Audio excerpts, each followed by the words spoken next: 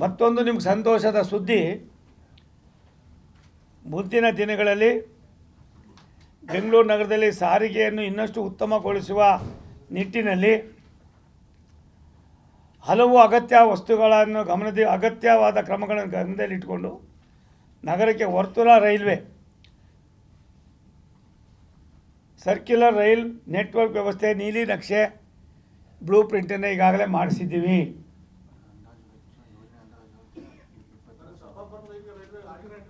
S ನೋಡಿ, suburban railway ಜೊತೆಗೆ circular ರೈಲ್ವೆನ ಸುಮಾರು ಇವಾಗ ಏನು ಸಬರ್ಬನ್ ಬರ್ತಾ ಇದೆ ಅದರಿಂದ 10 ಕಿಲೋಮೀಟ್ರ್ ಮುಂದಕ್ಕೆ ಹೋಗ್ತದೆ. ಅದು ಬೆಳೆದೋಗಿದೆ.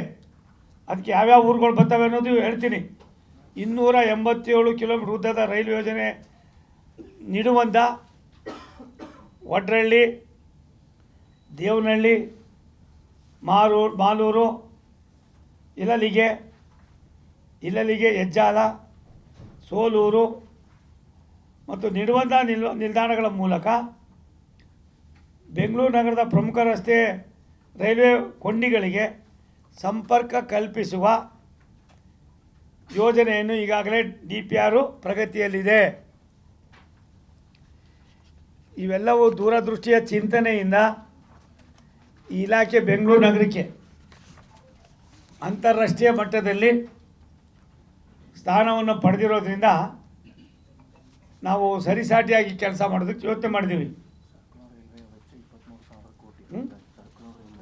ಸರ್ಕ್ಯುಲರ್ ರೈಲ್ವೆ ಅಂದಾಜು ವೆಚ್ಚ 23,000 ಕೋಟಿ. ಇದನ್ನು ನಾವು ಕೇಂದ್ರ ಸರ್ಕಾರ, ರಾಜ್ಯ ಸರ್ಕಾರದ ಮೇಲೆ ಜಾಗ ಮಗದೊಂದು ಅವ್ರು ಕೇಳ್ತೀವಿ ವಿನ ಇದೆಲ್ಲವೂ ಕೂಡ ನಾವೇ ಅಂಕಿತ ಹಾಕಿ ಕರ್ನಾಟಕ ರಾಜ್ಯದ ರಾಜಧಾನಿಗೆ ಒಂದು ದೊಡ್ಡ ಕೊಡುಗೆಯನ್ನು ಕೊಡಬೇಕು ಅಂತ ಬೇರೆ ರಾಜ್ಯಗಳಿಗೆ ಏನು ಮಾಡ್ತಾಯಿದ್ದಾರೋ ಅದನ್ನು ನಾವು ಇಲ್ಲೂ ಮಾಡಬೇಕು ಅನ್ನೋದನ್ನು ನಮ್ಮ GM ಸಾಹೇಬ್ರವರು, ನಮ್ಮ ಇಡೀ ಇಲಾಖೆ ಮುಖ್ಯಸ್ಥರು ಮಾಡ್ತಾಯಿದ್ದೀವಿ. ಇದು ಕೂಡ DPRನ ತಯಾರು ಮಾಡಿಸ್ತಾ ಇದ್ದೀವಿ. 23,000 ಕೋಟಿ. ಲ್ಯಾಂಡು ನಮಗೇನು ಅಂಥ ಲ್ಯಾಂಡ್ ಬರೋದಿಲ್ಲ. ನಮಗೆಲ್ಲ ತುಂಬ ಚಿಕ್ಕದಾಗಿ ನಾವು ಜಾಗ ತಗೊಳ್ಳೋದ್ರಿಂದ ಅಂತ ಹೇಳ್ಕೊಳ್ಳೋಷ್ಟು ಲ್ಯಾಂಡ್ಗೆ ತೊಂದರೆ ಆಗೋದಿಲ್ಲ. ಎಲ್ಲಿ ನಮ್ಮದು ಅಡ್ಜಸ್ಟೆಂಟ್ ಇರ್ತದೆ ಅದ್ರ ಪಕ್ಕದಲ್ಲೇ ಹೋಗ್ತೀವಿ ನಾವು. ಬಟ್ ಒಂದು ಸತ್ಯ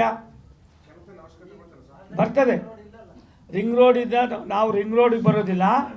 ಈ ಸರ್ಕ್ಯುಲರ್ ರೋಡ್ನ ಅದಕ್ಕಿಂತ ಮುಂದಕ್ಕೆ ಹೋಗಿ ನಾವು ಈಗಾಗಲೇ ಸರ್ವೆ DPR ಮಾಡೋದಕ್ಕೆ ಹೊರಟಿದ್ದೀವಿ. ಇದು ಮುಂದಿನ 10, 15, 20 ವರ್ಷ ಯೋಚನೆ ಮಾಡಿದ್ವಿ. ಇವತ್ತಾಗಲೇ 1,40,00,000 ಮೇಲ್ಪಟ್ಟು ಬೆಂಗಳೂರು ಜನ ಆಗಿದ್ದಾರೆ, ಎಲ್ಲ ಹಳ್ಳಿಗಳನ್ನು ಹೊರತುಪಡಿಸಿ.